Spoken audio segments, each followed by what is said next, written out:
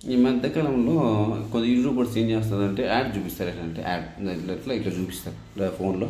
ఇట్లా యాడ్ అయ్యాను, నాకు 3,000 వచ్చాయి, నా సెకండ్ ఇన్కమ్ ఇంత పెరుగుతుంది, ఇలా చూపిస్తారు కదా లైవ్లో. సినిమాలో చూపించినట్టు ఇప్పుడే ఇన్వెస్ట్ చేశానని. అది వాళ్ళు కరెక్ట్గా ఎప్పుడు పెరుగుతుంది ఉదయం 100-200 సార్లు చేసి ఇప్పుడు ప్రాఫిట్ ఉందో దాన్ని రికార్డ్ చేసి ఉంటారు. లేకపోతే ప్రీ రికార్డెడ్, అంటే అడ్వర్టైజ్మెంట్ నుంచి వచ్చిన వాళ్ళు ఇచ్చేది ప్రీ రికార్డెడ్ అనమాట, దబక్కిన ఇన్కమ్ కాదు.